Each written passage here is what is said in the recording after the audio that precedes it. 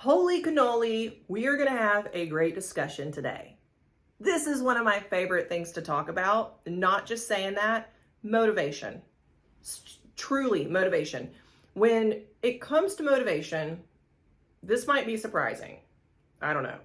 I'm the most unmotivated, undisciplined, least hardworking person by nature that you might know, truly. And people want to roll their eyes when I say that, but it's true. It is the reason why I have built an entire career around mindset work and coaching, because I have to think about it and learn about it all the time so that I'm not just a sack of potatoes on the couch. Truly, that is why I'm in the career I am, because I am the most messed up person that's had to rewire myself. So I love the topic of motivation, and you can't talk about motivation without talking about dopamine.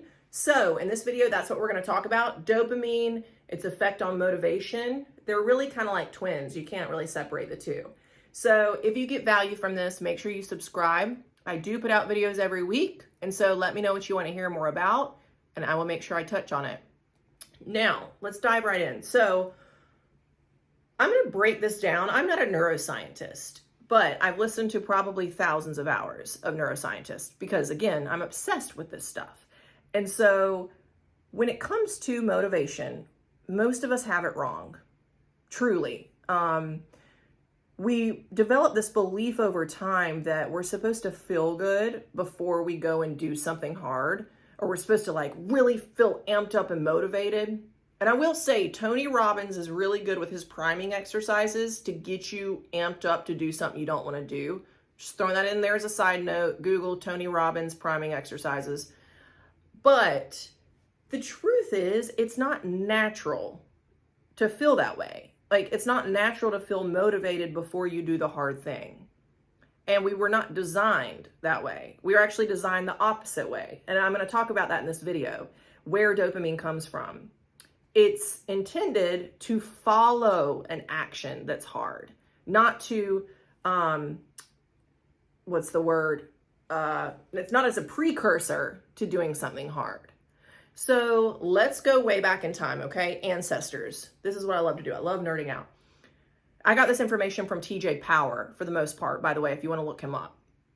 Neuroscientist. So way back in the day, ancestors, cavemen, they did not have cell phones to scroll on. They didn't have, cocaine, I don't think. They didn't have porn right there in front of them. They didn't have, let's see, what are some more common things? Come on. They didn't have coffee. They didn't have, certain supplements that we have today that might boost our energy right away. So let me tell you how they used to get their motivation. They would get up probably really early, and they would have to kick ass all day long to stay alive. Because at that point in time, they couldn't order Uber Eats or just lay there and make money on a laptop. They had to go out and hunt, harvest crops. They had to basically bust their tails all day long to just stay alive, to feed their family. So they did not feel motivated when they woke up. What would happen is after an hour or so of them working really hard, staying alive, when they felt that accomplishment of making a kill, or maybe going out and I'm not a gardener or a farmer, so I don't know, finishing something in the field. I'm sorry, I can't even talk on that. But when they would feel that sense of accomplishment after doing some hard work, their dopamine would increase. And dopamine is a hormone. It is a neurotransmitter, and it's associated with motivation, movement, feeling good, pleasure. So that neurotransmitter, that hormone, would increase. It would kick in when they made an accomplishment. Now, if you think about it back in their day, it would take them a lot of time to make that accomplishment, to get that feel-good feeling. So that's why our brains produce that dopamine. It is for motivation. But we're not supposed to have this surge of dopamine before we do something hard. Or why would we do it? You know what I mean?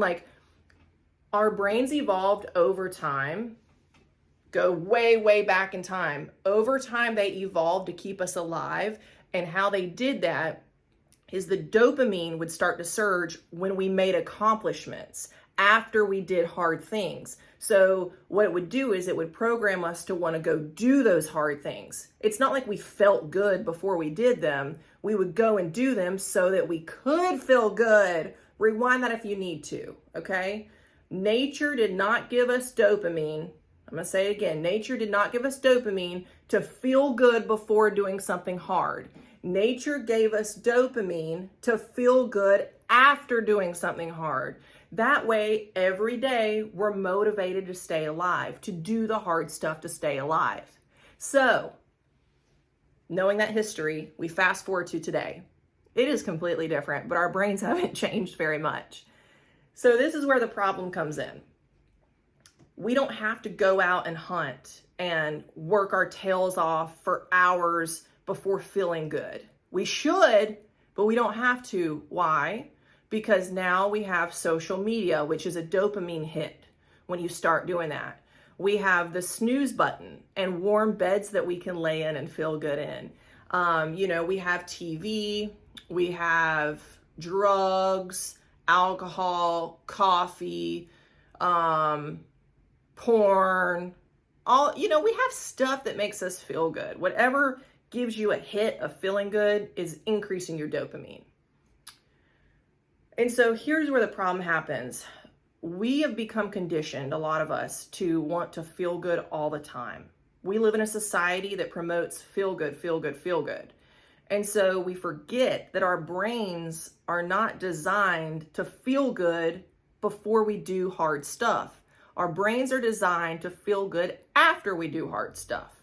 So if you think about this, that's why people have motivation wrong. People will say, I'm just not motivated enough to go to the gym. Or like, I just wish I was motivated to get off the couch and stop scrolling. You're not going to be. You're never going to be. That's not going to happen, and it shouldn't happen. That's not nature. And so when you know that, that changes everything, right? Knowledge is power. So now you see you're not a lazy person. You're not unmotivated. You're not a piece of crap. If these are things you've been telling yourself, like I used to back in the day, you're a human. You have a human brain. So you've got to know how to use the chemicals in your brain to your advantage to optimize your life. All right? And I will give you an example if you're like, no, I still feel lazy. This is a really cool experiment they did a while ago. It is so human. It is so natural to want to feel good. And I'll tell you what, if cavemen back in the day had, phones to scroll on and things like cocaine. I actually can't speak. Maybe they did have something like that, but they would use it. They would overuse it. They would abuse it. And it's been shown in studies, because they did a study with a mouse a while back where they gave the mouse cocaine. And I keep using that as an example because that is a drug that artificially creates this surge in dopamine so fast that you crash really fast afterwards. So it's a great example of this artificial, introduction to your body that gives your dopamine a huge boost that makes you feel really, really good for a very short amount of time. So they gave this mouse cocaine, and then they showed the mouse somehow that every time it hit a button, it would get another dose of cocaine. It would hit the button, get a dose of cocaine.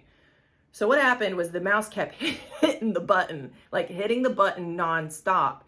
And he started starving. And so they presented him with food, but he didn't eat the food. He just kept hitting the button for more cocaine until he died. And so that just goes to show that this is a matter of science and knowledge. We've got to have knowledge about how our brains work to combat that lack of motivation.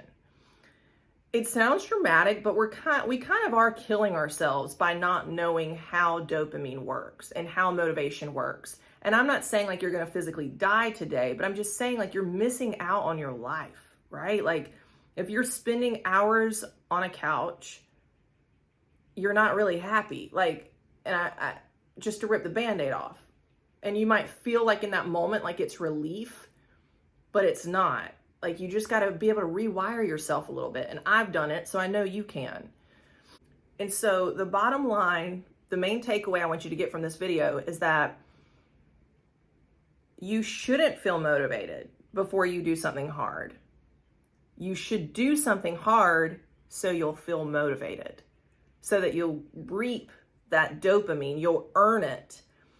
And if you get into this practice over time, your serotonin begins to increase. And I'm not going to dive into that, but it's also a hormone, neurotransmitter, and it's responsible for more like well-being, also sleep, but more long-term satisfaction, we'll say. So once you start to get into good routines with your motivation and producing dopamine, then you're going to feel better. You're going to be happier. You're going to be more content. Everything's going to change, and you're going to feel that every day, instead of each day thinking, okay, how can I make myself feel okay? How can I feel better? You know, looking for those buttons, so to speak, like what's my next dopamine button going to be? You just begin to have a sense of well-being.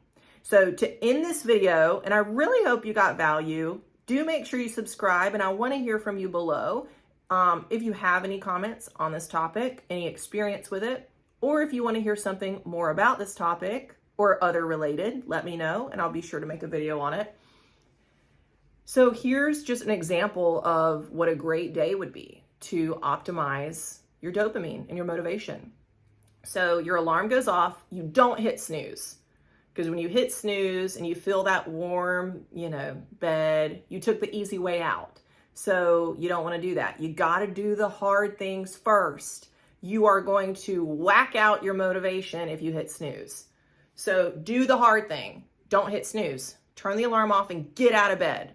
I learned this trick from Mel Robbins, 5, 4, 3, 2, 1. What you do is you count down from 5 to 1, and as soon as you hit 1, you do the thing. You do the hard thing. This works because you're overriding that cognitive process that begins to happen once you become conscious that you're about to do something hard. You're starting to talk yourself out of it. It's kind of like when you're sitting in the gym parking lot and you're like, do I really have to go in there? And you're about to like talk yourself out of it. What you do is you count down 5, 4, 3, 2, 1, and then you do it. So that way your brain can't think about that. It just thinks about counting down and knows that you're going to do it right after. So get yourself out of bed and then start getting ready. Do not have caffeine right away. That's another thing. Dopamine, that happens through caffeine. That helps your motivation, but it's artificial. You want to allow your body to naturally produce dopamine and adrenaline and the processes that it needs to optimize how you're feeling throughout your day. So you're going to crash if you have coffee right away. And if you're like, no, I have to have caffeine first thing in the morning, just wait 30 minutes to an hour. 90 minutes is optimal, just saying. But again, you might say, I have to have that caffeine first thing in the morning, but what you don't know is that you're crashing faster. And if you would wait to have that caffeine for your natural adrenaline and cortisol stuff to flow, that caffeine you had 90 minutes after waking up is going to last way longer. It's going to make you feel way happier. So it's sort of like you're getting better benefits from the vices that you do use, having this information. All right, sorry, I'm getting so excited and worked up about this topic because I know it's life-changing. All right, and so hold off, to have your caffeine. And you can also chug water at this time. That also helps your adrenaline and cortisol and things like that just kind of move through a little faster. Get ready for the day. Don't scroll. Don't do things that give you that relief. Do the hard stuff. A lot of people will do cold plunges. It's also great to work out first thing in the morning because you're doing something hard right away. And let's go back to the beginning of this video. When you do the hard thing, especially if it takes time, like an hour workout or, a 5-minute cold plunge, and then you're getting ready for the day, that's hard. It's hard stuff. Nobody wants to do that. Then your dopamine is going to kick in after that. So when you go into work, you're not going to be coming down off of watching social media or coming down off of sleeping in. You're going to be coming up on your dopamine levels because you've already done the hard stuff. So you go to work, you come home, enjoy your family, and you know, I can make multiple other videos on, different times of the day, optimizing, your dopamine. But according to TJ Power, who I got most of this information from, the morning is the most important time to set up your motivation for the day. So if you can just take anything away from this video, it is motivation follows the hard thing. Motivation does not precede the hard thing. So knowing that, do the hard thing. You don't have to feel good while you do it. Just do the hard thing and you are going to increase your motivation. I really hope this video helped. There's another video I made on my channel and it's all about optimizing sleep, which is also a crucial part of optimizing hormone health. So I will list it in the description of this video if you want to check it out. But until next time, be good, optimize those dopamine levels, and let me know how it goes below. I love hearing from you guys. So take care, be good, and I'll see you next time.